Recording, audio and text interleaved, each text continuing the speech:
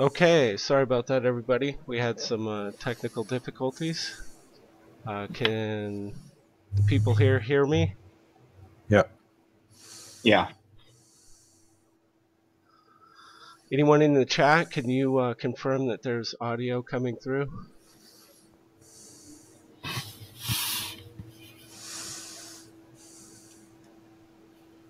Let's see, is there anybody here yet?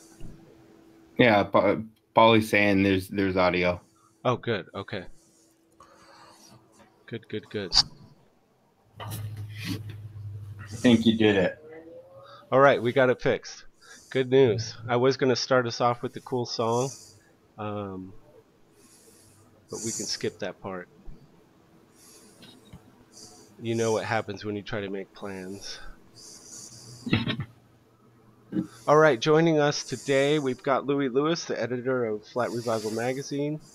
I'm the host, Ty Gorton, and special guest from Flat Earth Smarts, Ajay. He's going to be talking with us about the power of collective participation and sharing his experiences. So we're really happy to have him. Evening, guys.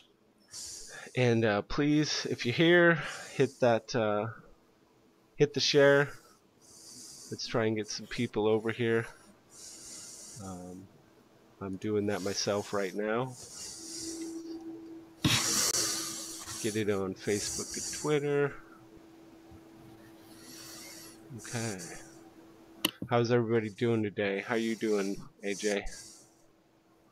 I'm doing well, mate.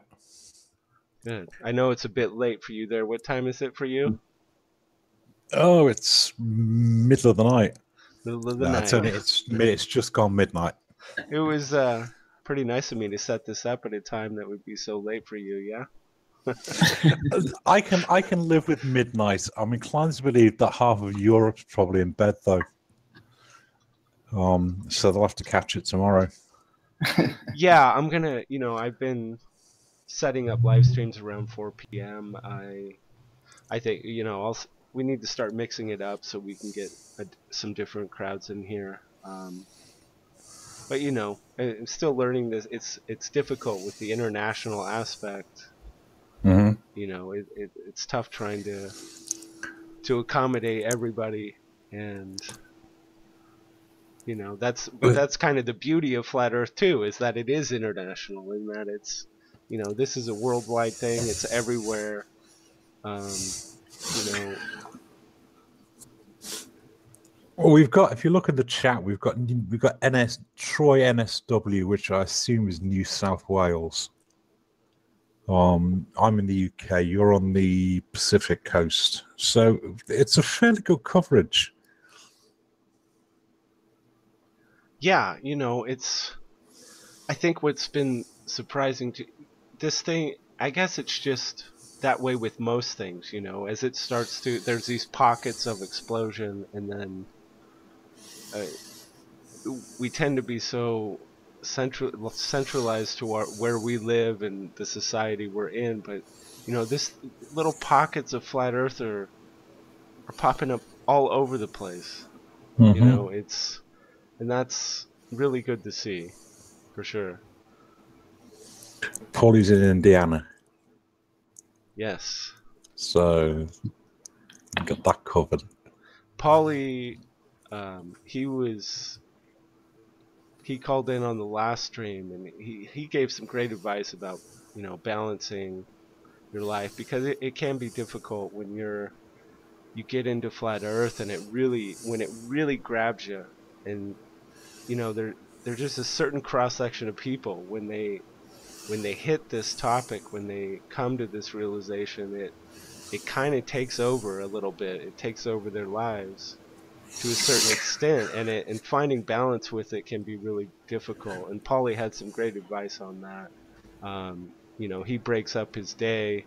For him, he's able to structure his day in 6-hour blocks, where he works for 6 hours, he plays for 6 hours, he creates for 6 hours, and he sleeps for 6 hours.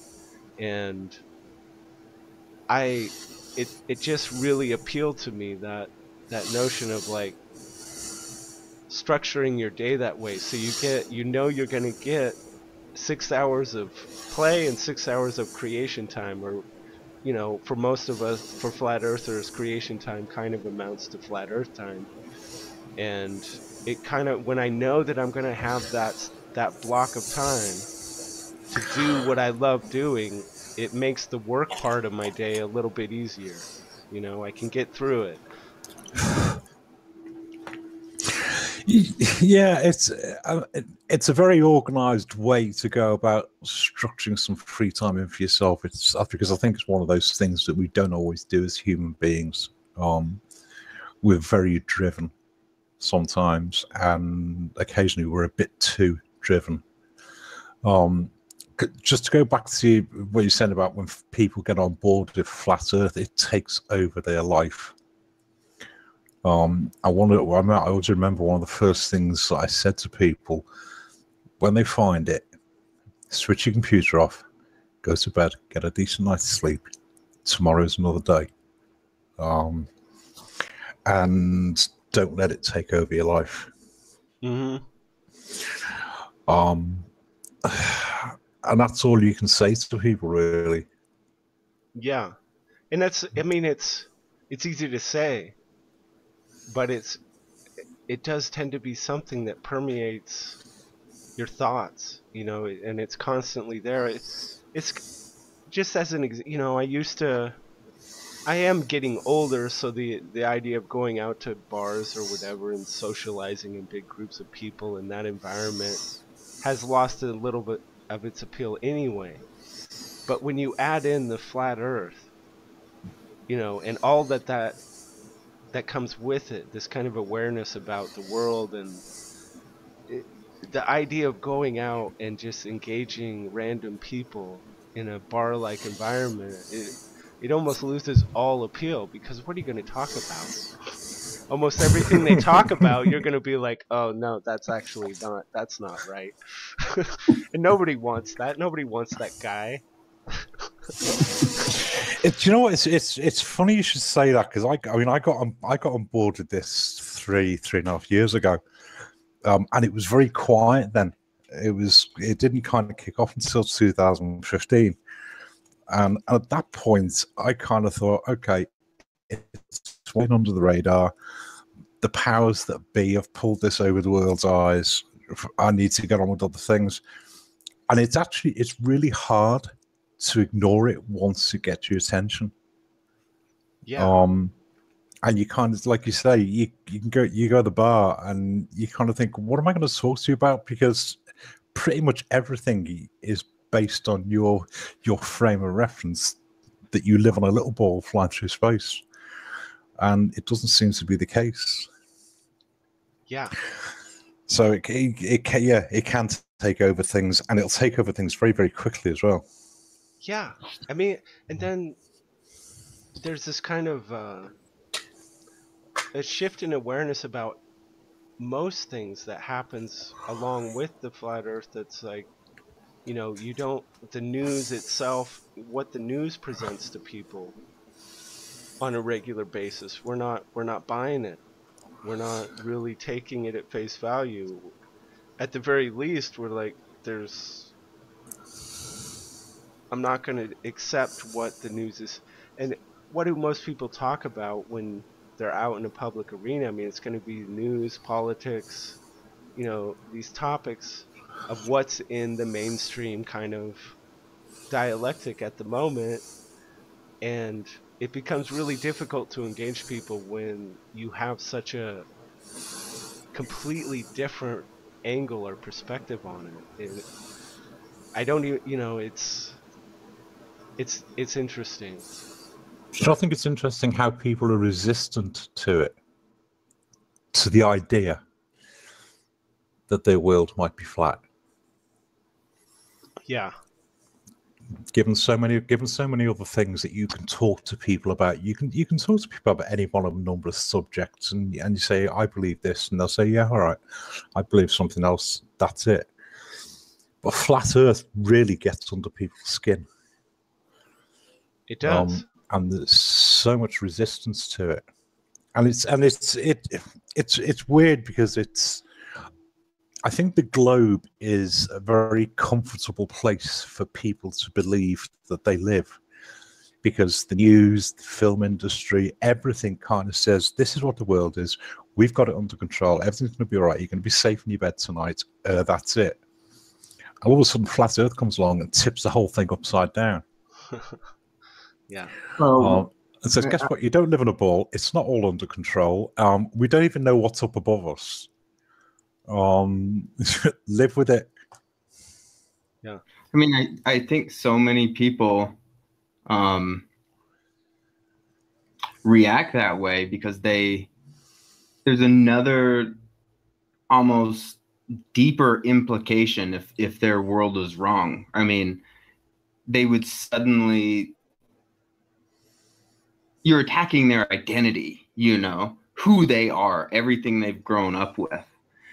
So, I mean, on a kind of a metaphysical scale, I think people unconsciously react badly to somebody telling them the world is flat, because that calls them to question who they are as a person or who they think they are. Yeah. Yeah. And that's quite interesting that, so much of we don't really realize, I don't think maybe even flat earthers don't realize how much of our identity was caught up in that mindset, that way of thinking about the universe, or it really is a very specific kind of worldview to think of things in the way that is being taught right now. And once you dismiss that, you kind of, okay, I have to go back to square one here and kind of build up a new way of looking at the entire world. And the average person, when presented with that, it's just like, whoa, okay. I don't want to have to go through all that. It's really comfortable having all of these answers in a nice, tidy package that I can just keep over here, and then I can deal with my daily stuff. The thing is, the world is taught from a very superior point of view. It's the whole, we live on a globe flying through space and stupid people in the olden days thought it was flat. Aren't they stupid? And we know better. Because that's what you're challenging with people. You're saying to people, do you know what? We thought we got it all sorted out and we knew how the world worked. Well, guess what? We don't. And it's kind of that puts people in a climb down position. Like they have to climb down from their superiority. They have to realize, actually, I don't know everything. And as you say, you've got to start from scratch. Yeah. And there's an exciting element to that. It's not like it's not bad. I think once you realize that there's something exciting about that. Like, wait a second, you mean everything isn't discovered? You mean we don't know, we don't have all the answers to all of these things? So it's kind of like the possibility of new discovery becomes very real again. And I find that exciting. I think it's fantastic. I'm retired. All right, I've done my work in life. Kind of got to the stage where I started to wind things down, and all of a sudden, this lands in my lap. And it's, guess what? All the shit you knew about the world is wrong. Get your blank sheet of paper and start again, and that is such a nice prospect. Yeah. To kind of think I can go out and just there's a world there to be discovered. And we don't know as much of it as we thought we did. Yeah, exactly. I don't know. I caught a little thing today. D Marble. He put out, I think it was about 4 or 5 months ago. He put out. He did this experiment where he went on a flight. I think it was 250 to 300 mile flight. It is around there, and he took a spirit level with him, and he recorded the whole thing, and it kind of exploded him as a presence in flat Earth. But this was 4 or 5 months ago. In flat earther like time scale, that's forever ago. Flat earthers are very about like what's next, what's going to happen next. And I thought it was a lot longer. I went and looked up the video, and I was like, that was probably a year ago or more, and then that was 4 or 5 months ago. um, but all of a sudden, three online media outlets, and I don't know if this went into I'm not sure if it went into some kind of print editions, but I think it's just online. It was like the Sun, the Daily Mail, and some strange site like Pickles something, I'm not sure. But they all put out stories at the same time, just railing against this spirit level experiment video that D Marvel did. And that just it kind of blows you, like, why all of a sudden, months later, do three different completely separate outlets decide they're gonna slam this thing or try to. I mean, there's almost a part of me that feels like they're promoting it on purpose, and I don't know if that's possible, but it's just strange to me. I mean, what other magazine, we were talking about this earlier, but what news organization publishes anything 4 months old? It's completely contrary to their mission statement, right? It's all got to be like now. What's happening this moment? Right.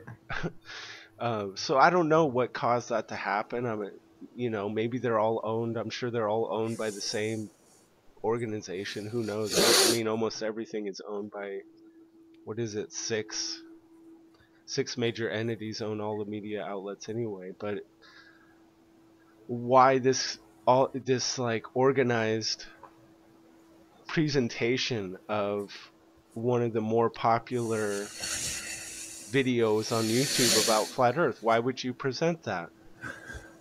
And D Marvel he has a great rebuttal video up. It's called Attitude Adjustment 2.0. I recommend people check it out. It's humorous and there's good info in it, but I just find it fascinating. Sometimes I wonder, there seems to be this fish and mouse, like this cat and mouse kind of tug of war game going on with mainstream about flat Earth, and sometimes it almost seems like they're egging it on. Why give it that kind of attention at all? Well, I mean, you could think of it, when you present it a certain way, what you're doing is kind of, you're securing your stance a little better, because if you see that this group is getting wider and bigger and stronger, then let's reiterate how stupid these people are. I don't know. There has to be a narrative in there that they will try to control, right? And if it's one of those things, it's okay. If the secret is going to come out, then how much of the secret do we want to let out? Right. And that's where I think they start trying to control it. They'll say, well, okay, we'll tell you about these bits, and we'll kind of backpedal on that little bit, but don't look over there, don't look down here, because the flat earthers had this ongoing thing with the North Pole, South Pole. Antarctica wasn't what we were told it was, and kind of everybody looked at Antarctica. Then a few people started saying, well, what about the North Pole? Because that doesn't seem to be what we were told either. It's kind of everything shifted to, let's all look at the North Pole, and you know the characters that came out of that. And now we're going back to Antarctica again. It's kind of, well, we still haven't figured that bit of it out. Yeah. And it's almost like bait and switch.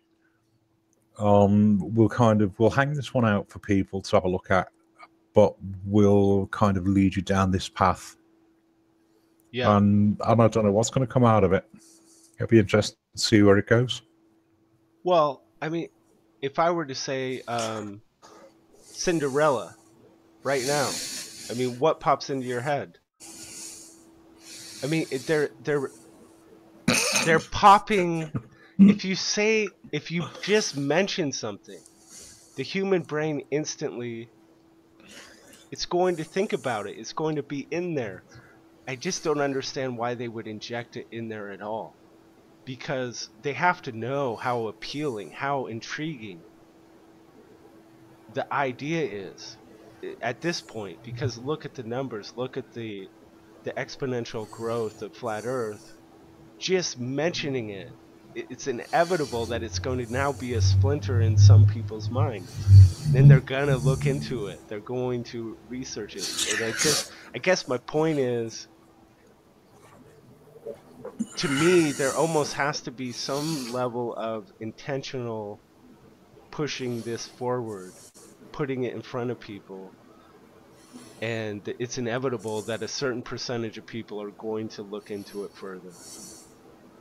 It's interesting because it begs the question: if that's what the powers that be, whoever they are, and I don't really care who they are, if they've let it out this time, have they done it before, and how did it happen, and why is it different this time? Because this flared up in 2015, and it's really gathered steam. Have they done it before? How did they deal with it? And what are they going to do this time? And I think the internet has been contributory in terms of how far it's gone this time. There's been a lot there, and the other thing is people are not too bothered about people calling each other idiots and all that sort of stuff, which I think has helped. The internet has been an inoculation against that. I mean, you really shouldn't be on the internet if you're going to be bothered by someone calling you an idiot. I mean, it doesn't have to be flat Earth. That's just, it's almost universal. There's no people don't they don't feel those social boundaries when they're behind the screen. Well, no, because what it's introduced things like keyboard warriors, all right, where people can adopt that sort of behavior from the anonymity of a keyboard and computer, which is why I think we've had it so full on this time. But by the same token, if somebody doesn't have the decency to introduce themselves and say, this is who I am and this is what I think, I'm not particularly bothered whether you think I'm an idiot or not. That's your problem to deal with. Yeah, exactly. So I came across that video. I think it was just today I hit on this thing, so I thought it was worth a mention. A lot of people are probably aware. Finding the Curve documentary filmmaker Einar Kusk is back in the mix. He had disappeared. For a little bit, and nobody knew why. It was a sudden thing. All his videos with the Flat Earth documentary stuff just vanished, and then just as quickly he popped back. I know, Louis, you've watched most or all of the Finding the Curve stuff. Have you watched his stuff, AJ? Yeah, and it's good stuff. It's never a good idea to start trying to second guess why people have done what they've done. The fact is, he stepped away from it. He's come back to it. Yeah. And what he puts out there is food for thought for people. None of us have got the answers to this. We've got little bits of it, and different people have figured different little things out, and it's such a wide-ranging subject. Without dragging behavior and all that sort of stuff into it, and he tackles that really well. Because his Finding the Curve is about him telling a number of people and their reactions to it, which we've not really seen until now, and certainly not done in the way that he did it. Yeah. So it's good to see him back. I mean, I couldn't be happier that he came back, and you know, there were so many different speculations about, you know, maybe it was just some kind of it was a marketing thing. It was just building momentum for it. But I caught a live stream. I got lucky and caught a live stream with him. And first, I got to say, he is quite a character. He's so much fun. Um, he's really a neat guy. But he did say that he's wanted to be an actor his whole life. It's a lifelong dream. You know, he Hmm. when he was filming Finding the Curve, he was living in a hostel in LA, and you know, that's what he's wanted to do. And apparently he got an offer for an acting gig, you know, a decent one. But they told him that he had to stop what he was doing. And Huh. apparently he has all this, the conversations recorded. And he's going to drop some massive bombs in the next episodes of his documentary. So he found himself conflicted. Do I pursue my lifelong desire to be an actor and let go of the flat earth, or do I continue on my path? And it, you know, he went into a depression, and he came out the other side saying, I'd rather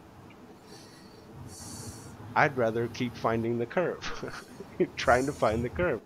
And he's recommitted to it, and we'll see what happens. You know, I'm looking forward to seeing what his next installments are going to be. It's exciting, and you know, anyone who hasn't checked out this guy's series really should. Uh, It's not, even if you're not into flat Earth, it's an engaging, interesting yeah. documentary series. I mean, this is, I'm somebody who abhors YouTube videos. Like, I'm not a YouTube guy. And I watched all his episodes straight through, you know, Yeah, um, really entertaining. yeah. So you know, it's good news for flat Earth. You know, he's a great character to have in the mix. Um, so I wanted to move into Create Space, which is it's the organization we're using to get Flat Revival magazine out there. A pretty impressive service, and I know Paulie Hart who's here now. He's told me he's done 17 projects through Create Space, which is Jesus. kind of mind blowing. So I guess he would be considered quite the expert. But I I'm blown away by, you know, back in my day, you know, I've been a writer. I've been trying to be a writer most of my life, and back in my day, they're trying to, when you said the word self-publish, it was kind of like, uh, you mean jump off a cliff and never be seen Yeah, again? You know, it was like, you it were. was a horrible thing to even suggest that you do. But here we are. Go ahead, Louis. Oh, I was just gonna, yeah. I was just echoing what you were saying. I mean, if you even considered as a writer, to self-publish, just not too long ago, you quickly became the joke of the writing group. Yeah, it's just not something that you certainly didn't set out to do it, and if you tried to set out to do it, you were probably going to get hit so many barriers and walls and expenses that it wasn't feasible to do. Right. And then now we have this Create Space thing. And basically, you could you could go on there today, start an account, upload whatever you wanted to say, you know, pages of whatever. You could design everything right there on the site, cover everything. They're going to walk you through it. Boom, give you an ISBN barcode. like 3 days later, you've got a book for sale on Amazon, and it's like this mind blowing thing, but at the same, it's deeply impersonal, and it's an interesting process to go through. And again, we have access to this tremendous amount of information and all this stuff, and it's a benefit, but then it also means, man, we have so much more to sift through to get to good stuff. There is so much noise, and everybody's able, like anyone, anywhere, anytime can put out something and make it available. And I think that's great, but is something lost in you know what I mean? Do we sacrifice something for that? It's a tough line to steer.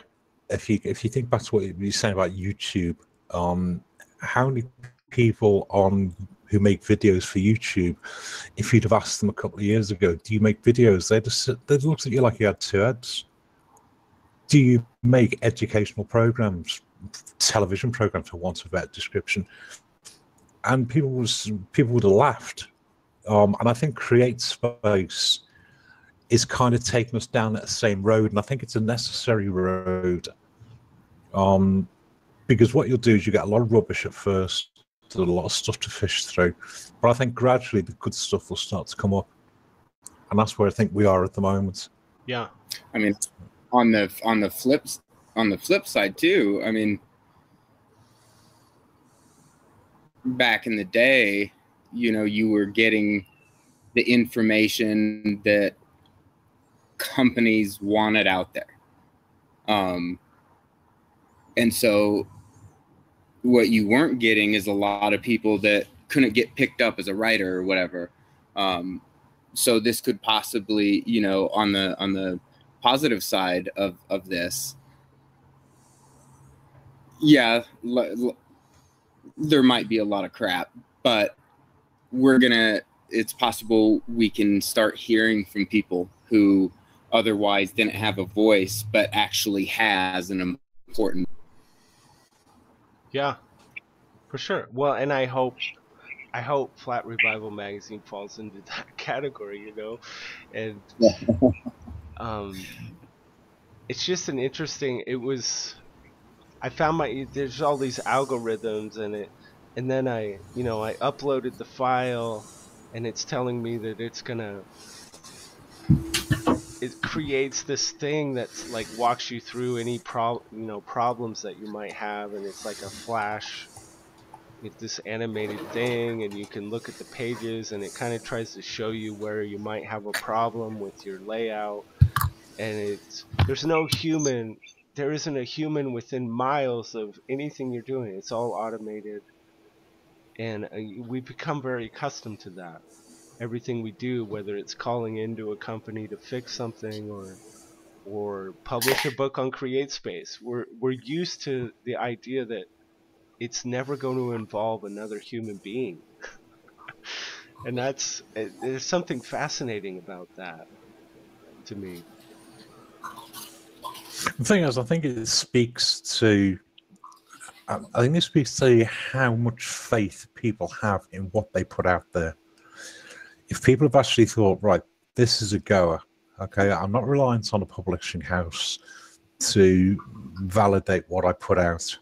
There's the wherewithals now for people to say, right, I have something to say, I'm going to get it out to people and let them make their own mind up. And again, it's another one of those things with the big publishing house. It's kind of like the education system. Your education's only good if you went to a good school. Well, actually, no, it wasn't. And it's the same with this. The people that put the stuff out are people that actually believe what they're putting out. Hmm. And I think that speaks volumes. Yeah, you make a really good point there. Someone who's driven enough to produce something, and yeah, I think that's really valid. And I have what my thoughts on CreateSpace is mostly positive. I think it's amazing that it exists. it's an incredible tool and a resource, and it's allowing a lot of people to put out things that, one of the contributor two. No, let's Polly Hart again. He's put out 17 projects. His newest book, My Flat Earth.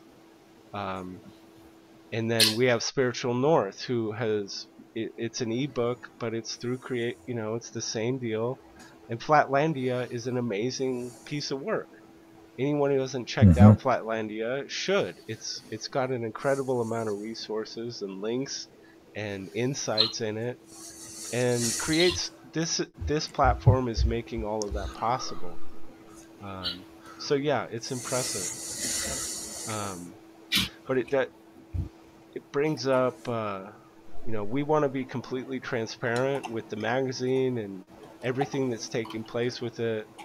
Um, I had early on in the process, I'm way back when I first started envisioning doing this magazine.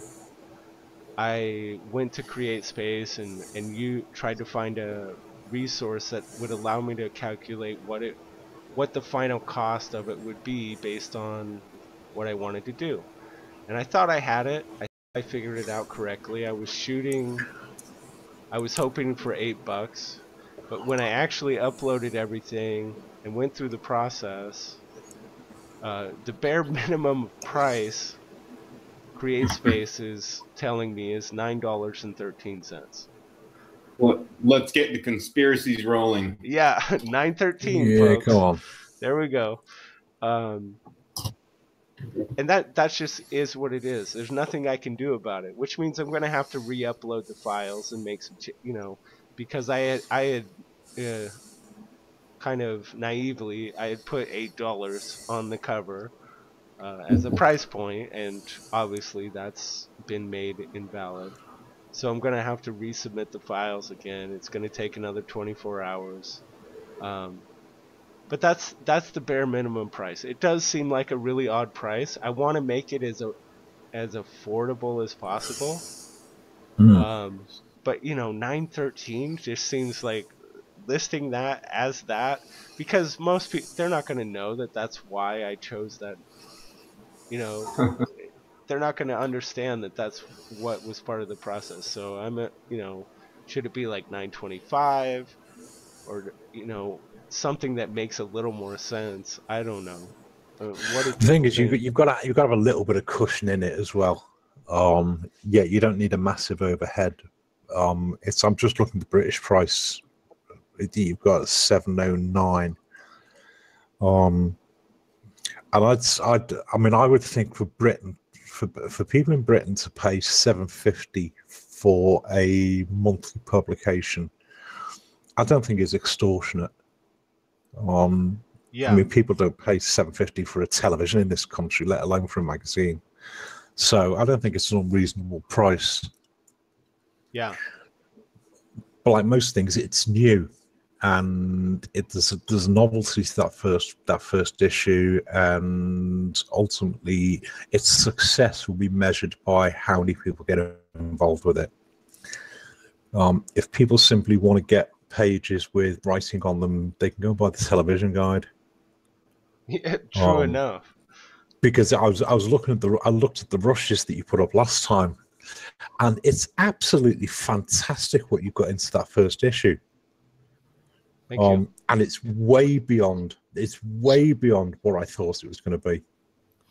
I kind of thought there may be 2 or 3 articles and some gumph to bump it out, and it's not. It's absolutely packed solid with stuff. Yes. And if it carries on at that rate, it will do well, because it's stuff there for people to sit down and read. It's stuff that's a hold in their hand. It's stuff for people to leave on the coffee table and sit back and watch the reaction. I'm tempted to buy copies and go and stick them in all the doctors' waiting rooms. Oh, that's fantastic. I mean, it is. I think there's a lot of opportunity there when you have a physical thing it's a magazine. It's in that format, Yeah. so it can be in that public arena, and people go, "Oh, that's a magazine." and they're going to pick it up, and they're Yeah. I find it sometimes I find myself thinking about, what if a person who has never considered the shape of the earth, who has never considered that the news might be lying to them, who has never considered any of this stuff, any of these topics, if they were to Yeah. pick up a copy of Flat Revival magazine and start reading it, they would think that it was from another dimension. It Yeah. would be so foreign to them, and I have to admit, it actually makes me kind of happy. It makes me smile thinking about it. Yes, if this magazine doesn't give you a headache, then it's missed something, right? Because it will give you something to think about. Yes. And even the people have been into this for a couple of years. There is. I was so impressed with what's in there. There is something there for everybody, old and young, Yes. new, and people who've been in it for a while. Get it and have a look at it. Nice. Well, and even the more we do this, I mean, it's only going to get better. I mean, if we can keep this rolling, each issue is going to be better than the last. Flat Earth hasn't had a regular publication since the 70s. And that was only the newsletter that who's the guy that got burnt out of his house? Wasn't he one of the founders of Flat Earth Shenson? Society or something? Yes. Yeah. That's the last time there was anything periodical came out. Right. And it was a two-sided do-it-yourself at home thing. There's nothing in Flat Earth that is regular. No. And I think this fills a gap. And as much as people read online correspondence and online publications these days, people like something that they can hold in their hand, that they can take it to wherever they go to go and read the glossy magazines. They can take it and they can sit down and they can read it and they can think about it. I mean, the whole experience is changed. I mean, I could get on my computer and read Crime and Punishment, and it would be a totally different experience than reading it in my reading chair with an actual book and the smell of the book. It brings a whole new experience. There's something very intimate about paper publications.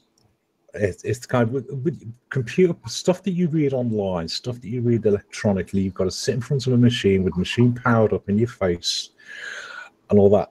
Books, magazines, paper, people can take them away to some quiet little corner and they can read it and they can think about it in their own space.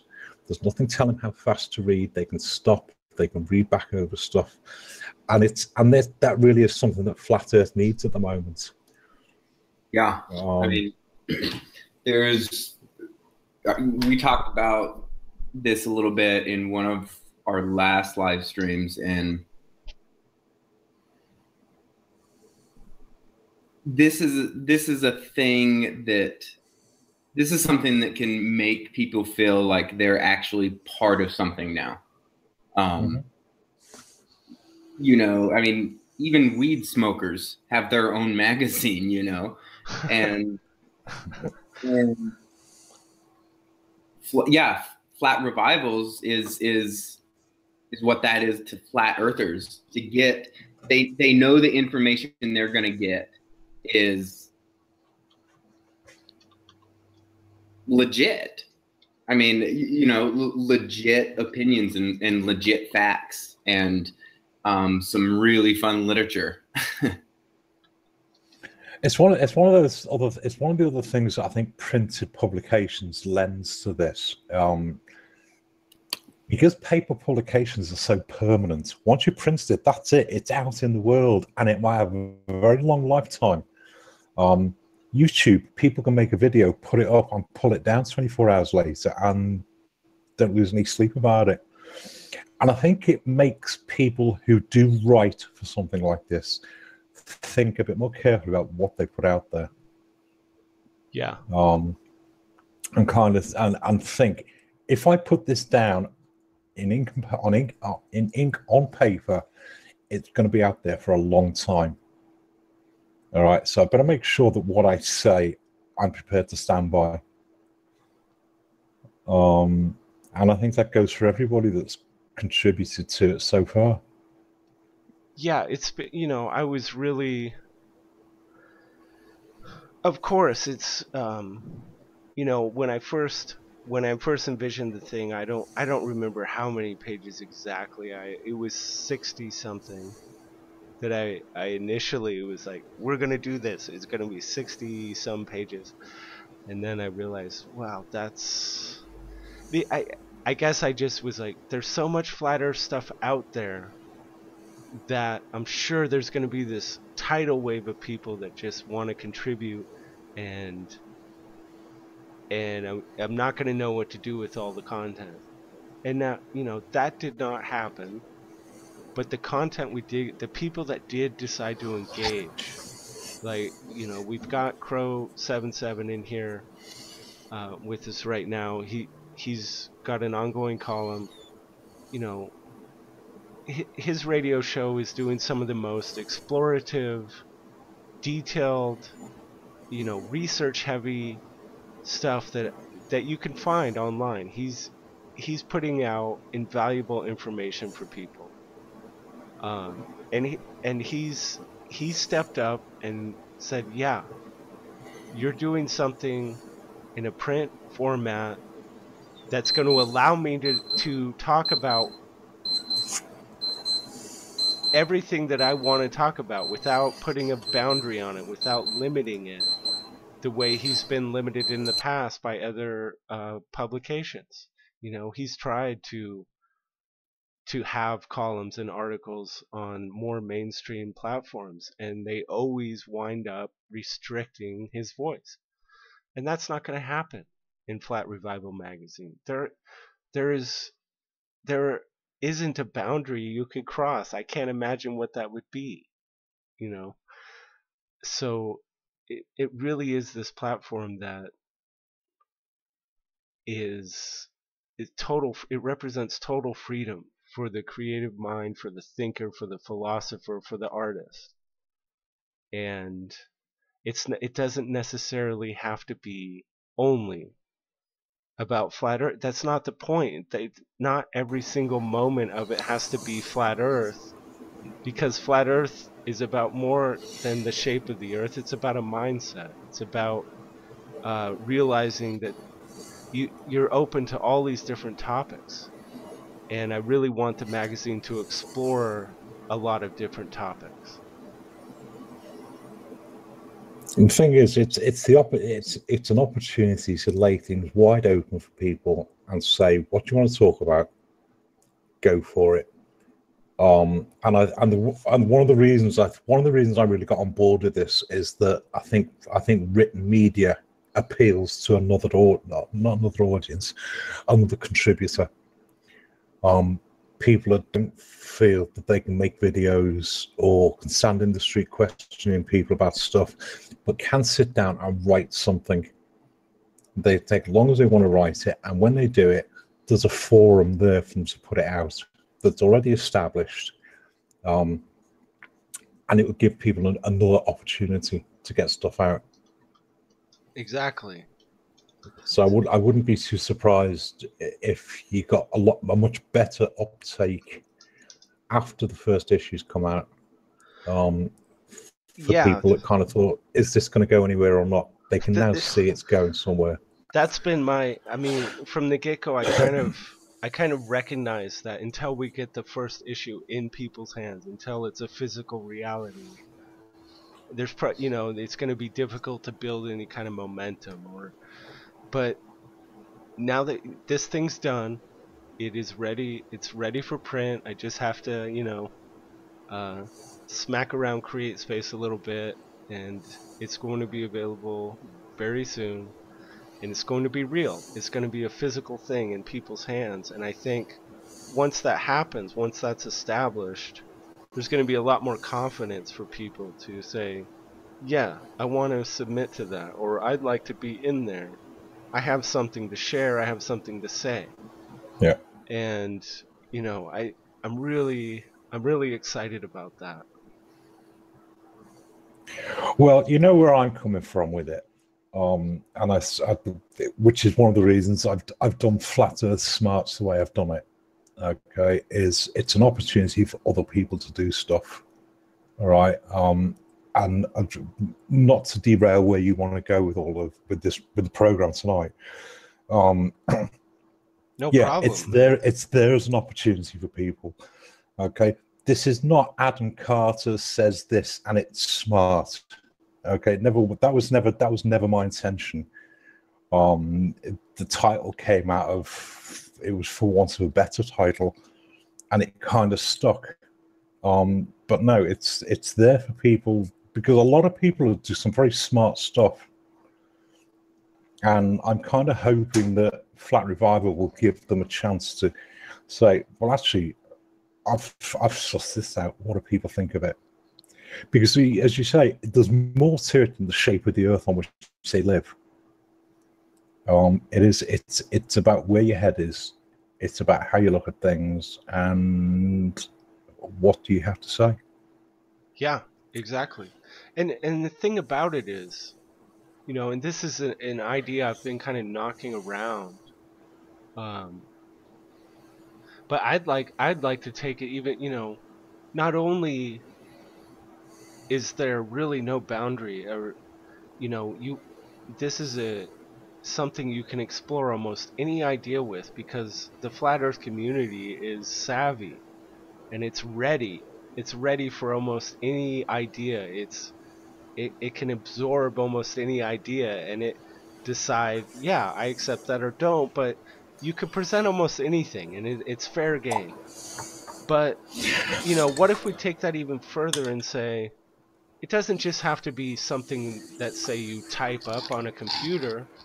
If you're an artist, look, this is an 8 by 10 publication. It's 8 inches by 10 inches. What if you want to produce something in that format, 8 inches by 10 inches? I don't care if you're an artist, whatever medium you work in. I want to see what you have to say. I want to see what your creative mind wants to produce. And I'm willing to say, produce a finished page. Don't just send me some words and say, hey, you know, if you can use this, use it, or you know, you do the layout. Why don't you, you know, I'll open it up and say, you create a page. This is your canvas. Treat it like it's a canvas on an easel. What do you want to present to people? You know, do that and submit it to Flat Revival magazine. It could be anything. It can be any medium. It can be any visual, words, combination. It doesn't matter. This is an experimental magazine, and it wants to push the boundaries. The thing is, I think that it's within something is nebulous the right word? I don't know. Something that simple to say to people, right, here's a space. It's an 8 by 10 page. You fill it. Okay. And I think people have got enough creativity to be able to come up with something. Exactly. And I don't care what anybody says. Everybody has something to say to the world. Here's the opportunity. That's really what it comes down to me, is like, give people that opportunity. And it, you know, this is a collaboration of the flat earth community, and it's a state of mind. It can be, there can be so many things within that context of flat earth. And you know, it's like a flat earther looks at the recent news about North Korea, you know, being able to nuke us or something, and we laugh. That's a comedy show. That's a joke. Most flat earthers came to the conclusion long ago that nuclear weapons are a complete joke. They don't exist, and any of the footage you watch of it, there's a pile of evidence to support that notion. And this is where we're coming from, and within that context, let's get together and make art. Let's say something. Let's present it. Let's do something phenomenal here, and it's an open book. I want to see it. I want to see what you got. It's one of it's one of those things, because people's time gets so taken up with the kind of the vagaries of day-to-day life. They don't have time to explore the things that they are able to do. And again, I think people will be surprised at what they're capable of doing, but for the opportunities to do it. And this is one more opportunity to do it. I think YouTube's run its course as far as flat Earth goes. We're already seeing problems. We're already having problems with censorship and all that sort of stuff. It's time to move on to a bigger canvas. And I think Flat Revival gives it that. Right. As it says to people, here's a blank page. Go and fill it. Go and fill it. Yeah, I mean, if I could mail everybody, an 8x10 sheet in the mail that said, fill this up and send it back to me, I would. It's cost prohibitive. But in essence, that's what I'm doing. I'm saying, take out a sheet of paper, take out an 8.5 by 11. This is a full bleed magazine. If you don't know what that means, it means it goes all the way to the edge, and some of it's trimmed off. So you take out a standard 8.5 by 11 sheet of paper, put that in front of yourself, right? And then express what flat Earth means to you, or express what you know about the world, express what you know to be true, and send it to us. And I'm not saying, there's no guarantee. I'm not saying that we're going to accept everything. It's not all going to get in there. There's, we will make those decisions as it happens. That's what editors are for. That's what editors are for, right? But the opportunity is there. Take out that sheet of paper, put it in front of you, express yourself, and send it to the flatrevival@gmail.com. Get it to us. We want to see it. We want to see what it. Maybe your execution of an idea isn't the greatest, but the idea is phenomenal, and then we can get together with you and expand on it. Whatever. The possibilities are endless. That's all I'm saying. The thing is, it gives something it also provides that Create Space doesn't, is it provides people to hold other people's hands while they take those first steps. All right, you've got editors. Okay, so if people are not sure about putting a finished article together, they can put enough together to say, look, this is where I want it to go. I'm not quite sure how to do it, and they can be helped along the way. And I think that in itself brings its own rewards. Yes. That you will find people that are not sure whether they can do it, so have a go. Exactly. I kind of put my grandmother hat on at times like this, and say to people, don't complain you don't have an outlet, because there are outlets there. All right, don't come and whinge to me afterwards that nobody listens to what you say. This is an opportunity for you to put what you have to say out there on a world stage, which is what this is. Yeah. All right, and let people consider it for themselves, and then stand by what you've said. Exactly. Right. Take grandmother hat off now. It is my grandmother was my touchstone. She's kind of all those ringing lessons in my ears from when I was a kid. I kind of think she said, and that was one of them. Don't complain afterwards if you haven't done anything. That's awesome. So, I wish I was better at. Maybe I just need to get better at pulling people in and motivating that kind of, there are other people who've seen, like, for me, And there's all this drama around a lot of different figures in this community, but Infinite Plane Society hit the scene, and I became involved with that, and the whole the penguin flat earth people everywhere. A lot of people have a big problem with it, but I got to tell you, it drew me in because it gave me an entry point. I was like, I can take that penguin and make a meme, or I can make something out of that in a short Mm. amount of time. I'm a busy person. I have a job. I have responsibilities, but I can do that. I can take that and do it. And it got me off the sideline. It got me doing something. Do you know how many people contributed to the first edition? Of the magazine? Yeah. Do you keep Oh track of man, numbers? the number, I mean, a dozen at least. I don't know the exact that number. is some doing. All right, that is some doing to get a dozen people, or however many it is, to actually say, I can get on board with this and do something. And if that's not a good indicator for people that, yeah, this is worth having a go, then I don't know what is. So don't sell yourself short on not being able to get people motivated to get involved. You've got 12 people so far. Well, I mean, I guess I didn't mean to suggest that. The contributors, they're amazing, and I yes, thank you.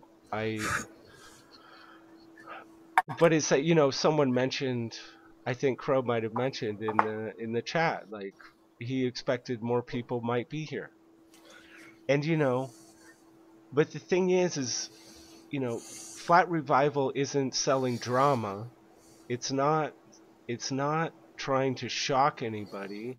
It's not pushing it's not well, that maybe that's not the right thing to say. It is trying to shock people. It's not actually. But I don't know. I think that's pretty good, actually. maybe, I guess I'm talking within the flat Earth community. It's not trying to create more drama. It's not trying to grandstand. It's not.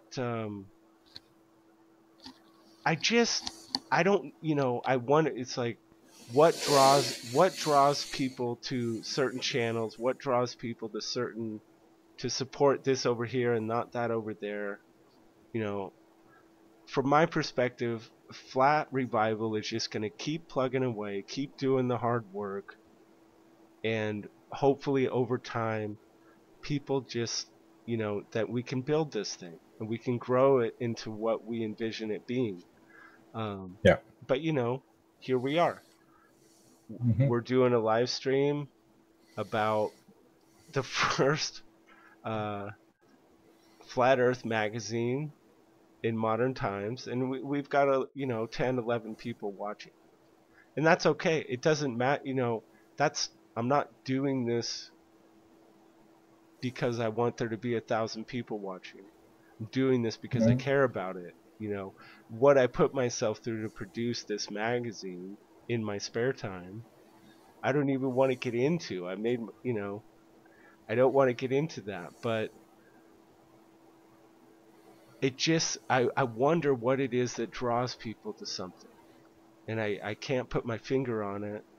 And I just hope people understand, like, this can't happen. This magazine can't grow. It can't become something of value and power and make a difference if people aren't engaging it and participating and spreading the word. Every time you send out an email or reach out to someone about this magazine and let them know about it, that's invaluable. That's what we need. We need person-to-person engagement.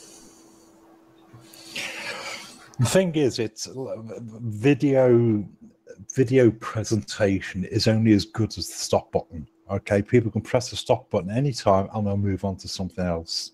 There's something about hard copy that it's a lot more permanent, and sometimes once people pick it up, it's a lot harder to walk away from.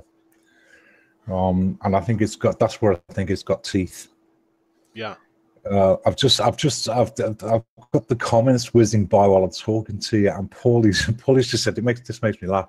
Like drama, drama always draws more, but it's the least sustainable. Right. Treat last into eternity. It's the dictionary versus the National Enquirer. That is bang on point. Right. Right. It is. It's the dictionary versus the National Enquirer. You want the National Enquirer, fine, but you'll be using it in the bathroom within 2 days.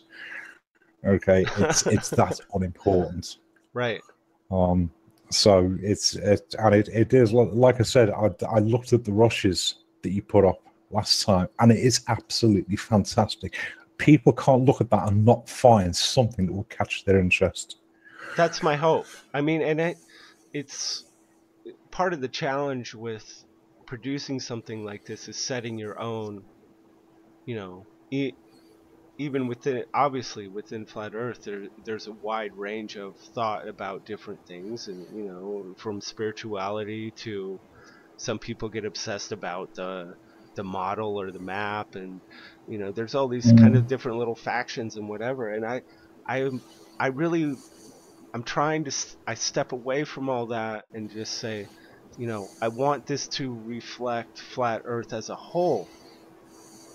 I want to try and represent the wide range of people and personalities and ideas and thoughts about this, and not let my own, relatively narrow perspective get in the way of that, and that's a challenge, but it's a fun challenge.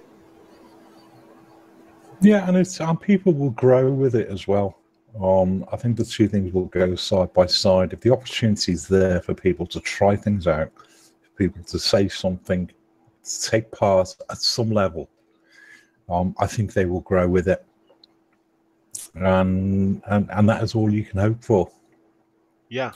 You're not going to get an overnight success. Overnight successes don't exist. Right.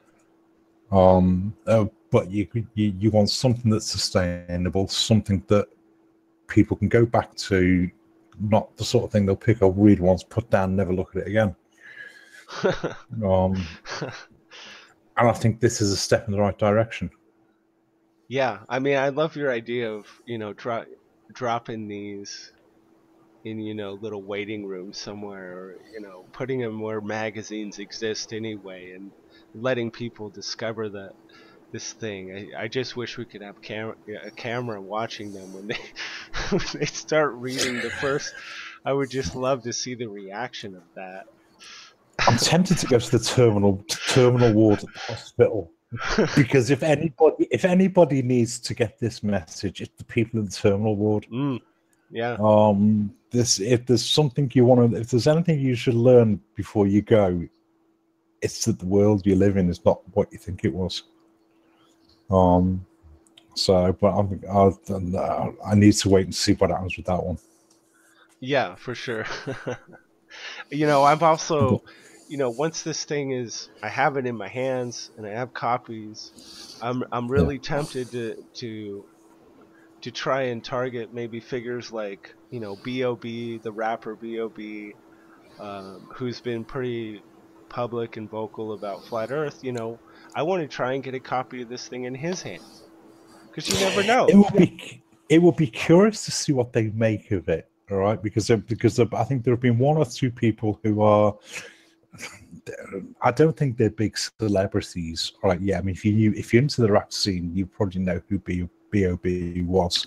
But people like B.O.B., Tila Tequila was another one. Right. Who was the basketball guy? Oh yeah, Kyrie Irving. Yeah. I think people like that sometimes jump on board because they think, yeah, it's a good idea. I'll jump on board and I'll be seen to be hip. But to actually go back to some of those people and say, right, here we are, give it a second look and see what you think of it. Yeah. And yeah, for the sake of a couple of quid for a few extra copies to be able to send them out to people, it's worth it. It's worth a go. You just never know. I mean, somebody with a fan base of 1 million people or whatever, if we can get it there, and so it gets support on that level, that could be a difference. And the whole thing is with this, if we can grow this thing where I'd like to get it, I want it to sustain people. Yeah, that includes me. It's not an unselfish desire. I would love to be able to stop doing the nonsense job that I'm doing and be able to devote myself full time to this endeavor. But I would also like to bring other people along with me in that. And once you start talking about people who are capable or able because they're making money doing it, they're able to devote their entire all of that energy and time into flat earth and into a project like this. I mean, there's just no telling where it could go or what could happen. And I'd like to be able to do that. I'd like to be able to give people the opportunity to make a living doing flat earth. And why not? I mean, publications exist that sustain people. I mean, that's a reality in our world. Why can't this one do the same? Why can't we create a situation where people are sustaining on it, and in the meantime they're promoting flat earth, they're getting the idea out there. We can take this thing and table at events, we can be all over the place. It can be something that exists out there. There are people who've done it, and I don't know. We went through a patch where people were saying, "Oh, you can't charge for truth" and all that sort of stuff. We kind of went all the way down that road, and the fact is, there are things to be done out there. And sorry, it takes money to do some things. Why can't people make a living doing something they enjoy doing? If that's not possible, what are we doing here? Well, that's a separate thing altogether. I'm retired, so I have the luxury of I've done my stint, and I have the time to get involved. But a lot of people don't have that. So we'll muck in, and in the meantime, so the whole magazine industries that people make a living on. Why shouldn't Flat Earth be another one where there's enough there to sustain the people that actually want to make a living out of it? I don't see a problem with it. I don't see why it would be a negative. Why would that be negative? If you're able to create a situation where someone is completely devoted to flat earth and spreading it and getting it out there and producing something that benefits this cause and this awareness, spreading it, how can that's fantastic. I would support anything that could do that wants to do that is seeking to do that. And I have. I give what I can where I can to projects that. But the key is, the trick is to trying to create something that isn't just saying donate money. I want, the trick is creating something that is actually self-sustaining, where people feel they're getting something of value and they're willing to pay something for it because it's good, because it enriches their lives, and it sustains the people that are doing it. Then you've got a self-sustaining, self-perpetuating mechanism that can grow, that can build, that can do something, and then it can, who knows where it can go from there. It can support other projects, it can feed into other things. I mean, I just feel like that's where we should be headed.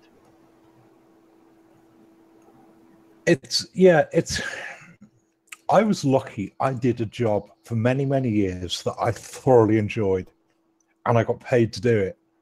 And there's no reason why that can't happen elsewhere with something like this. Only time will tell. Yeah. If you start on the quality footing, then I think you'll take a lot of people along with you. Right. Rather than how much money can I make out of this tack? No, that very rarely goes anywhere. No, I mean, if I was coming at it from that angle, I would already be second guessing my. That can't be the motivation. It's not about trying to get rich off something or trying to make a quick buck. I mean, this thing is a labor of love. It's been a brutal process getting this first issue together and making it all Hmm. work and balancing it with my, day job and trying to do all those things. It's not about that. I just want to create something that is self-sustaining, self-perpetuating, that can grow and become a platform for what I consider to be the greatest thinkers of our time. Flat earthers are the greatest thinkers of our time, and I believe that. One of the things that it still annoys me from time to time is people. I still get people saying, "Oh, you're only in this to make the money." Go and have a look at my bank balance, because believe me, I've not made a penny out of this. Okay, I and many thousands beside me have shelled out of their own pockets to get the stuff they need to go and find out for themselves. That one doesn't get out the starting blocks. No, this is not what people are here for, but let's not separate the two things. People need to live. Yeah. And if it turns out to be a success, then fine, it's a success. And successes are run by people who have homes to look after and families to feed and all that sort of stuff. Let's not let the two things muddy each other too much. Right. And it should be all right. Yeah. Exactly. Well, I know it's got to be getting really late for you there. Yes, it We've been is. going And at it. We've been going I'm at it for a done. while. Yeah, I'm done for the day, and I'm sure you got other people who come on and have lots to say. So I'm going to duck out graciously.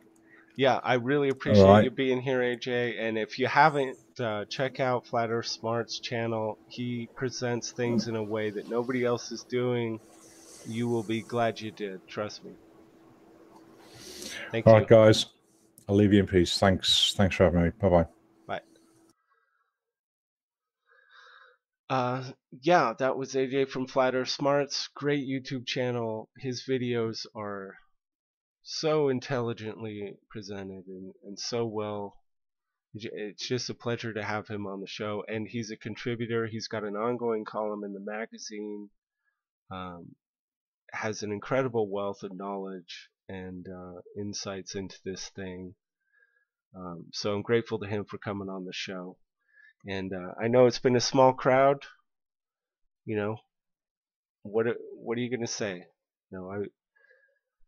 We're just going to keep plugging away. This is, the flat Earth. It seems to be to me right now that it's somewhat caught up in sensationalism or grandstanding or some kind of personality contest. I don't know, but when you've got people like Enar Kuz producing things of such high quality, like Finding the Curve, when we have these things that are starting to emerge, there's something else. They're not, I'm not saying there's any. I respect all the YouTube videos and all the work that people put into things, and the information and the ideas and the effort that goes in.